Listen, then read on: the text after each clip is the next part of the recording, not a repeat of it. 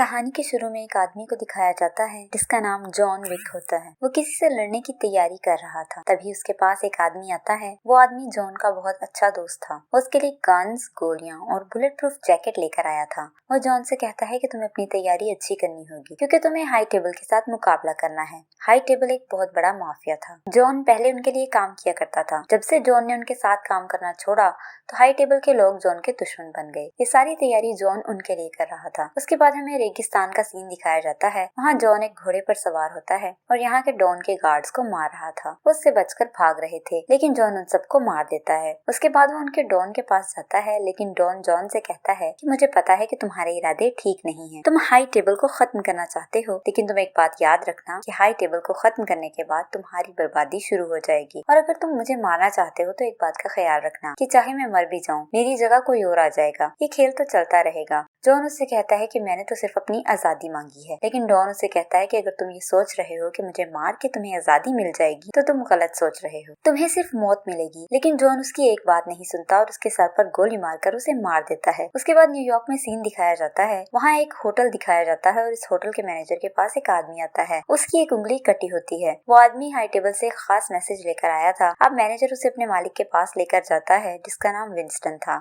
वो आदमी विंस्टन के सामने एक सैंड क्लॉक रखता है और उसे कहता है कि हमारे डॉन के मरने के बाद हमारा बॉस मार्किस है, वो जल्द ही तुमसे मिलना चाहता है। अब विंस्टन अपने मैनेजर को लेकर मार्किस से मिलने जाता है। मार्किस ने विंस्टन को बहुत पहले जॉन को मारने का कहा था। फिर मार्किस विंस्टन से पूछता है कि मैंने तुम्हें जॉन को मारने का कहा था तो वो अभी तक जिंदा कैसे है। लेकिन विंस्टन उसे कहता है कि मुझे क्या पता, मैंने तो उसे मार दिया था। फिर मार्किस उसे बताता है कि हाँ जॉन अभी भी जिंदा है, उसने हमारे डॉन को मार दिया है और वो अब हाई टेबल के लोगों के पीछे है। मार्किस कहता है कि तुमने हमें धोखा दिया है, तुम्हें उसकी सजा जरूर मिलेगी। उसके बाद जो सैंड क्लॉक उसने विंस्टन को भेजी थी उसका टाइम खत्म होते ही होटल में बहुत बड़ा धमाका होता है। हर चीज तबाह हो जाती है लेकिन उसके बावजूद मार्किस का गुस्सा भी ठंडा नहीं होता। वो विंस्टन के मैनेजर को गोली मारकर मार देता है। फिर कहानी में एक लड़की को देखा जाता है। वो लड़की एक वायलिन बजा रही थी। उसके साथ उसका बाप भी बैठा हुआ था और उसके बाप का नाम केन था। उसकी आंखें खराब थी और वो ठीक तरह से कुछ भी नहीं देख सकते थे। लेकिन केन को भी हाई टेबल से मिलने का मैसेज आता है क्योंकि वो भी पहले हाई टेबल के लोगों के लिए काम करता था। जब वो मार्किस से मिलने जाता है तो मार्किस उसे कहता है कि मैं जानता हूँ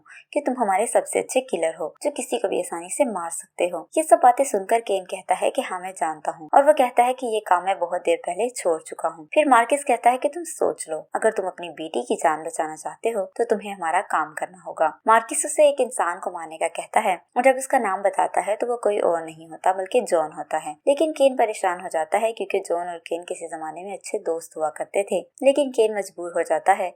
वो मार्किस की बात मान लेता है क्योंकि अगर वो ऐसा ना करता तो वो लोग उसकी बेटी को मार देते। यहाँ से सीन दिखाया जाता है एक होटल का और इस होटल की एक खास बात ये थी कि इस होटल में कोई भी लड़ाई झगड़ा नहीं कर सकता था। यानी कि इस होटल में लूट मार, खून खराबा ये सब चीजें मना थी। फिर होटल के मालिक को उसकी बेटी कुछ डिटेल बता रही थी। तभी उनके पास जॉन आ जाता है तो मालिक की बेटी कहती है कि डैड इसे तो माफिया के लोग ढूंढ रहे हैं, वो इसका पीछा करते यहाँ भी आ सकते हैं। लेकिन होटल का मालिक कहता है कि नहीं, ये मेरा दोस्त है और इसकी हिफाजत करना मेरा फर्ज है, इसे मैं उन गुंडों से बचाऊंगा। लेकिन अचानक इस होटल में मार्किस के कुछ लोग आ जाते हैं और वो इस होटल के मालिक से कहते हैं कि हमें खबर मिली है कि जॉन ने तुम्हारे होटल में पनाह ली है, अगर वो यहाँ है तो उसे हमारे हवाले कर दो। लेकिन होटल का मालिक कहता है कि नहीं, जॉन यहाँ नहीं है और अगर आप लोग तलाशी लेना चाहते हैं तो ले सकते हैं। लेकिन वो लोग पूरी तैयारी के साथ आते हैं। मार्किस के आदमी हथियार निकालकर होटल के मालिक पे हमला कर देते हैं। तभी होटल का मालिक भी अपने साथियों को बुला लेता है और उनके दरमियान लड़ाई शुरू हो जाती है। होटल के लोग बड़ी बहादुरी से उनका मुकाबला करते हैं। उनमें से कोई तलवारबाज था तो कोई तीर चलाने में माहिर था। किसी का निशाना बहुत अच्छा था। मालिक की बेटी भी उनके साथ लड़ती है और इन सब के दरमियान बहुत खतरनाक लड़ाई हो रही थी। इसी दौरान वहाँ जॉन भी आ जाता है। उसके हाथ में छोटी सी पेंसिल भी हथियार होती है। जॉन ने आकर मार्किस के सभी लोगों को मार दिया। मार्किस के आदमी जब ये देखते हैं कि वो हार रहे हैं तो इस वक्त केन को भी वहीं बुला लेते हैं। फिर होटल में केन भी आ जाता है जो आंखों से अंधा था लेकिन लड़ाई के लिए उसके पास बहुत से हथियार होते हैं जो उसके खुद के बनाए हुए थे। जैसे उसके पास एक स्टिक थी कि जब भी कोई उसके पास आता तो वो वाइब्रेट करती। तभी वहाँ जॉन आ जाता है और केन को फौरन पता चल जाता है। इससे पहले केन जॉन को मारता वहाँ एक लालची बंदा आ जाता है जो जॉन के पीछे था क्योंकि मार्कस ने जॉन को मारने पर बड़ा इनाम रखा था। वो आदमी जॉन को केन से बचा लेता है। अगर वो चाहता तो वो जॉन को मार सकता था क्योंकि उसे पैसों की बहुत जरूरत, लेकिन वो ऐसा नहीं करता।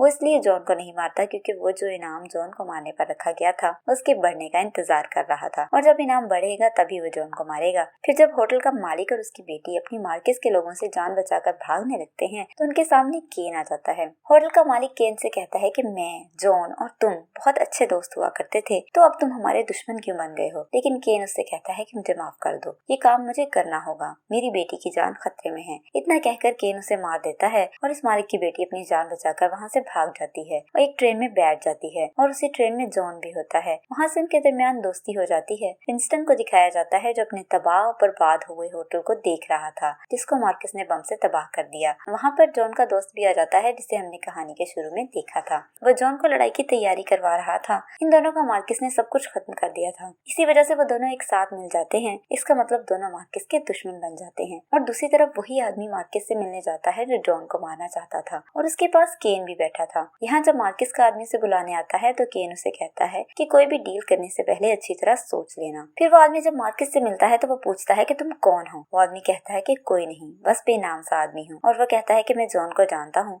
लेकिन उसे मारने के लिए मुझे 25 मिलियन चाहिए और ये भी जानता हूँ कि वो कहाँ है। मार्कस को उसके जवाब पे गुस्सा आ गया, इसलिए मार्कस उसके हाथ पे चाकू मार देता है और उसे कहता है कि अगर तुमने अपना हाथ इस चाकू से निकाल लिया तो हमारी डील पक्की हो जाएगी। वो लालची आदमी इस मौके को हाथ से नहीं जाने देता था। ये सुनकर वो चाकू को नहीं बल्कि अपने हाथ को चाकू से अलग कर लेता है, जिसकी वजह से उसके हाथ से बहुत सा खून बहने लगता है। लेकिन मार्कस के साथ उसकी डील पक्की हो जाती है। दूसरी तरफ विंस्टन को दिखाया जाता है जो अपने मैनेजर की कब्र पर जाता है जिसको मार्कस ने मारा था। वहाँ पर जॉन भी आ जाता है। जॉन कहता है कि मुझे आपके होटल के बारे में पता चला था, लेकिन मैं बहुत शर्मिंदा हूँ क्योंकि ये सब मेरी वजह से हुआ है और आपने मार्कस के कहने पर मुझे मारने की बजाय जिंदा छोड़ दिया था, लेकिन अब मैं जल्द ही सबको खत्म कर दूंगा। फिर विंस्टन कहता है कि मार्कस के पास बहुत बड़ी टीम है, मैं चाहता हूँ कि तुम उसे मुकाबले के लिए कहो और मुझे यकीन है वो तुम्हारे साथ मुकाबला जरूर करेगा। विंस्टन उसे यूनिवर्स मुकाबले के बारे में बताता है, जिसका मतलब 2 घरानों के सरबराह आमने सामने होंगे। लेकिन यहाँ जॉन की कोई फैमिली ही नहीं थी क्योंकि बहुत वक्त पहले वो अपनी फैमिली से अलग हो गया था। लेकिन इसको अब मार्कस का मुकाबला करना ही था, इसलिए वो अपनी बहन के पास जाता है। वहाँ उसकी बहन जॉन के गले में रस्सी डालकर लटका देती है क्योंकि वो जॉन से बहुत नाराज थी और बहुत गुस्से में थी। वो ये भी जानती थी कि हाई टेबल के लोग जॉन के पीछे हैं और वो किसी भी वक्त यहाँ आ सकते हैं। इसी वजह से उसकी बहन की फैमिली को भी खतरा था।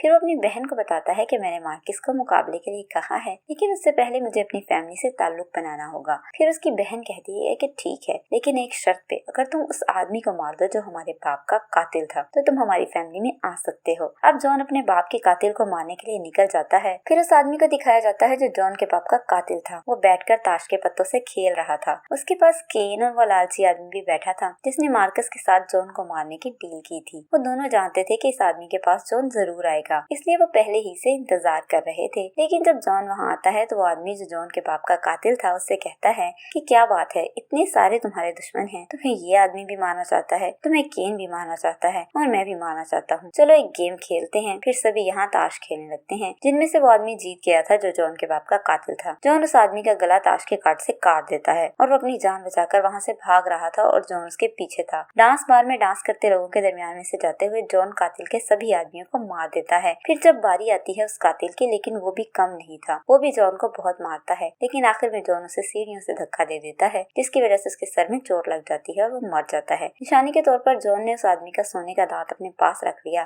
ताकि वो अपनी बहन को दिखा सके कि उसने अपने बाप के कातिल को मार दिया है। ये सब देखने के बाद उसकी बहन ने उसे अपने साथ शामिल कर लिया, लेकिन उनकी एक रिवायत थी कि उनकी फैमिली के लोगों के बाजू पे ड्रैगन का निशान होता था। उसकी बहन जॉन के बाजू पे वो निशान बनवा देती है। फिर विंस्टन मार्कस के पास जाता है और कहता है कि जॉन ने तुम्हें मुकाबले के लिए चैलेंज किया है। मार्कस कहता है कि इसके लिए तो फैमिली की जरूरत होती है और मैं जानता हूँ कि जॉन की कोई फैमिली नहीं है, लेकिन विंस्टन कहता है कि ऐसा नहीं है, उसकी बहन है, उसकी फैमिली है। फिर मार्कस उससे कहता है कि ठीक है, अगर वो मुझसे मुकाबला करना चाहता है तो ठीक है, मैं उसके साथ लड़ने के लिए तैयार हूँ, लेकिन मेरी तरफ से मेरा कोई और आदमी होगा। फिर वो दिन आ जाता है जिस दिन का इंतजार था। आज उनके मुकाबले का फैसला था और जॉन और मार्कस को एक बड़े टेबल पर बिठा दिया जाता है जहाँ उनके सामने ताश के पत्ते थे, लेकिन वो पत्ते स्टील के थे। उन्होंने मुकाबले की शर्तें तय करनी थी। जिसके पास बड़ा नंबर आएगा उसका पलड़ा भारी होगा। इस खेल में 3 शर्तें थी, लड़ने की जगह, हथियार और आदमी, और उन्हें अगले दिन ही मुकाबला शुरू करना था। इस खेल का सबसे बड़ा असूल था कि अगर कोई टाइम पर ना पहुंचा तो उस आदमी को उसी जगह जाकर मार दिया जाएगा जहां वो मौजूद होगा। इन सब के बाद जॉन केन से एक चर्च में मिलता है। वो दोनों अपनी बातें एक दूसरे को बताते हैं, लेकिन केन को अपनी बेटी को बचाना था और वो दोनों मजबूर थे, इसलिए वो दोनों फैसला करते हैं कि वो दोनों अपना काम जरूर करके रहेंगे। मार्कस का आदमी से बात करता है कि तुमने जॉन के साथ मुकाबला कह के अच्छा नहीं किया, क्योंकि मैं जानता हूँ वो तुम्हें किसी भी कीमत पे जीतने नहीं देगा। ये सब बातें सुनकर मार्कस कहता है कि ऐसा तब होगा जब वो मुकाबले के लिए आ पाएगा। अगर वो ना आया तो बस इतना कहकर वो अपने एक आदमी के पास जाता है और और उसे कहता है कि ये खबर हर जगह फैला दो कि जो भी जॉन को मारेगा उसे बहुत बड़ा इनाम दिया जाएगा। दूसरी तरफ जॉन के पास उसका एक दोस्त आता है जो मुकाबले के लिए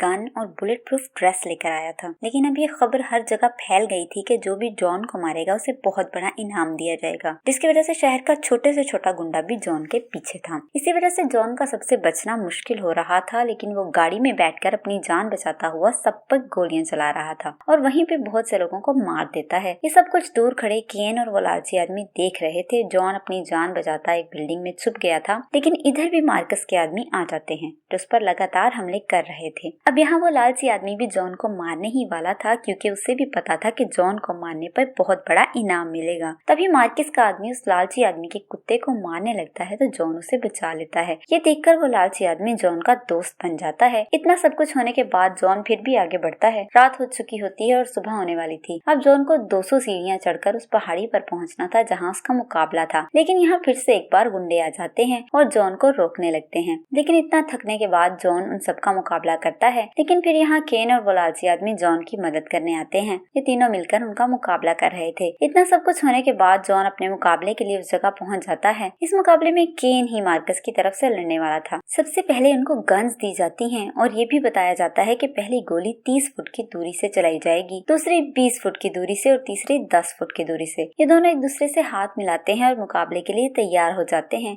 जब इन दोनों को कहा जाता है कि फायर, तो दोनों एक दूसरे पर गोली चला देते हैं।